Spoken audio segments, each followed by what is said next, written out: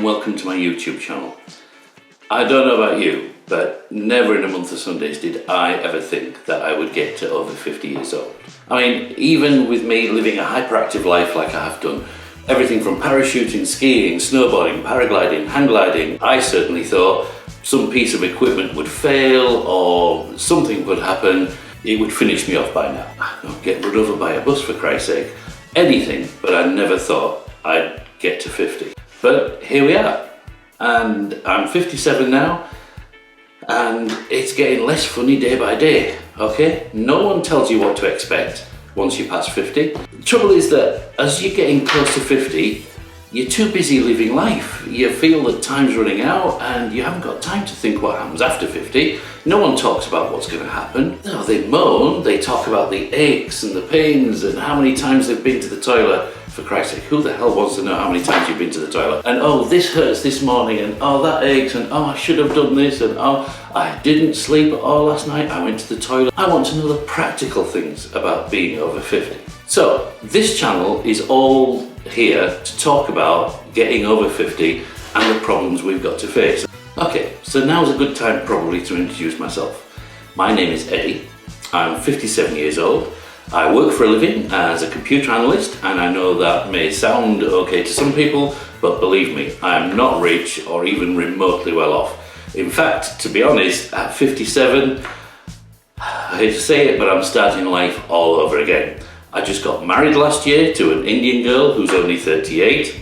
We live in a modest 3-bedroom townhouse, which we're just starting to furnish at the moment. Anyway, back to the channel. We're going to talk about anything and everything over 50. That's the whole point, okay? Anything that may be troubling you or me, all right? We're going to start with me because, hey, you're watching to see what sort of kindly shenanigans I get up to.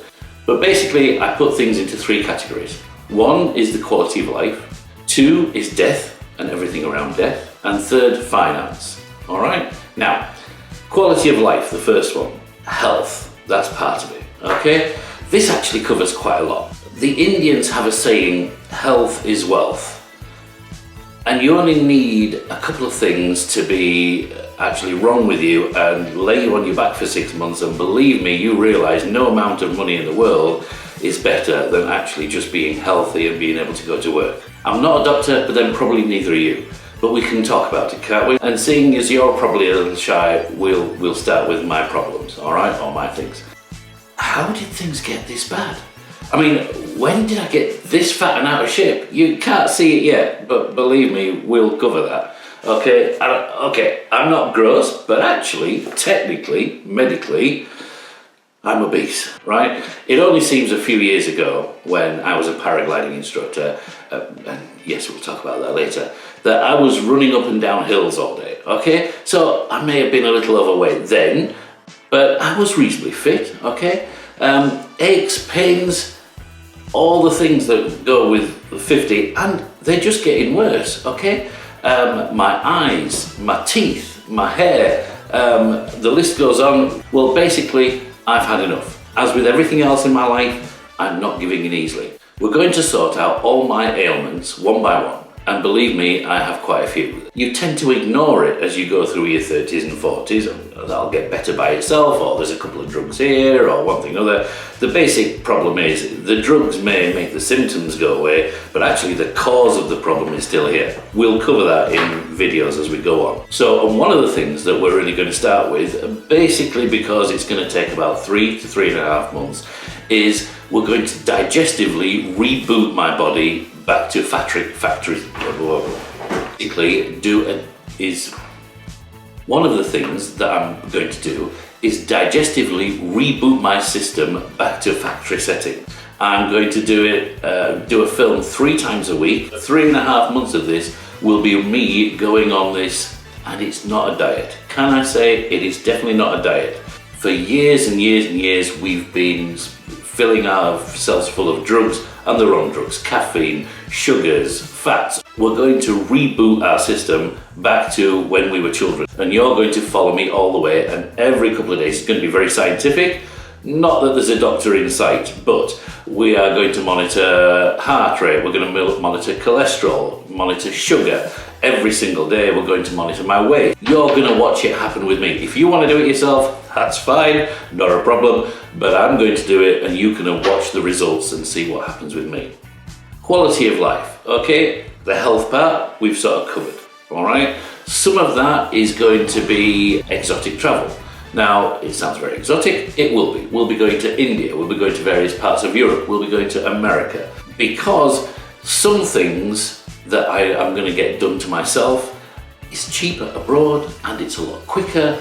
Yes, the NHS will do it, and yes, we can be on a waiting list forever, but there are times that we want to get various things done abroad because it's just going to be easier, okay? So you can follow me as I get them done. I will talk about finding the right hospitals, finding the right dentists. We will talk about all the different things and you will follow me as I go abroad and get these procedures done and what the results are or not, as the case may be, etc, etc. Fitness, okay, still on the quality of life thing.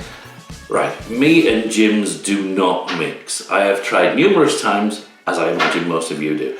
If you can go to a gym and you like it and you love it, credit to you, but I can't do it. Running on a machine is mind-numbingly boring. In fact, running in general, I find mind-numbingly boring. But I have, as you've heard before, do a lot of sort of extreme sports. You know, there'll be things like skiing again, snowboarding mainly. I think I've left skiing in spite of snowboarding. There'll be paragliding, climbing, hiking, skateboarding, all the types of things that I probably shouldn't be doing. But who says I shouldn't be doing it anyway? I've been doing these things all my life. I got on a skateboard when I was first about 10 years old. And to be fair, it's our generation that invented it, so why not? Okay, secondly, death. Or more of not only death, but the preparation of it, okay? I don't know about you, but I've been quite lucky in my life and not had to go to many funerals. I think 2, and both of those were friends, all right? So let's face it, as we're getting older, the odds are stacking up. My parents are in their 80s, and I think it's about time I bought a black suit. But it's not only death, it's the stuff that goes on before, during, and after it, you know? We're going to be talking about all sorts of things. We're going to be talking about should you make a will, and what should you look at doing if you do. Should you go solicitor? Can you go do it online? Can you do it by yourself? What are the different ramifications? These are things that you find out when the crunch happens. When someone has died who has not made a will and you've got to mop up the mess afterwards. Okay, other things, not only about death, but the preparation for it, okay, if you will. I hate to say it that way, but it's a fact. About loved ones. Should you be putting them into a home? Shouldn't you be putting them in a home? What are the differences? What happens when they live with you? What happens when they don't live with you? You know, hopefully, I don't have a lot of experience in that. I have a little. We'll talk about that later. But hopefully you've got experiences that you can then put on through me, and then we can talk about them. All these things we tend not to think of or plan until it's too late. So basically, let's talk about them here. Next thing, third thing on the list, finances. Okay, now that's a big deal, okay, especially when you get into 57, right? But like I already said, I never ever thought I'd get to over 50. So what would be the point of putting good money aside that you can use and spend to put aside for something that's not going to happen? Yeah, all right, okay, don't judge me on that just yet, but believe me, I really didn't think I was going to get to over 50, so what was the point of preparing for something that isn't going to happen, all right? So, basically, I don't have a pension, nothing. I don't have savings, I'm terrible at saving. So, we're going to talk about that. How are you going to live your life after 60, 65, 70? Well, the pension age is going up and up and up, so it's going to be about 70 by the time I get there anyway. Okay, so how about retiring somewhere else? You don't have to retire in this country if it's so expensive, and I'm not thinking Costa del Sol, and I'm not thinking anything silly like that, but you know, there are other places in the world to live where you don't have to pay a fortune for heating, you don't have to pay a fortune for food, you can live relatively cheaply and it can still be an adventure. We will talk and look into that. One of the places you can go to, and it's not only for a gap year or anything else, you can actually retire in India, and why not? Okay, so you could be far away from the children, you could be far away from your friends, okay, but if there's one time that you can still have an adventure, why not? You know, the best exotic marigold hotel, it's not actually as daft as it sounds. So we'll look into schemes like that and see what's happening, and we'll visit a few places and see what can be done and what can't be done. And lastly, health insurance. Do you have any idea how much it costs to get health insurance, or in fact life insurance, for a 57-year-old? In fact, I tell a lie. I did have life insurance when I had a mortgage. That was when I was 25. That was a lot cheaper. If we get another mortgage now, we're going to have life insurance again. But basically, I've never had life insurance. Never sort of agreed with it, even when I was married. Well, when I was married last time, I was a paragliding instructor and nobody would really insure my life anyway. So that didn't count, okay? So we'll look into that and see what happens there. And of course, if you've got any tips, by all means pass them on my way, because I'm going to need them. I must admit that I've never led a normal life, okay? And things aren't getting any slower, okay? Even though I'm 57, all right? Things are still hotting up and keeping on a fast pace. So come with me and watch as I muddle through my life, okay? Comment on it by all means, and maybe you can give me some advice. More to the point, let's just talk about your life, my life, anybody's life, okay? Let's just talk about it. Okay, the next thing is, are there any other people out there living life to the full? Hell yeah! I'm not the only idiot that's trying to live life disgracefully, believe me.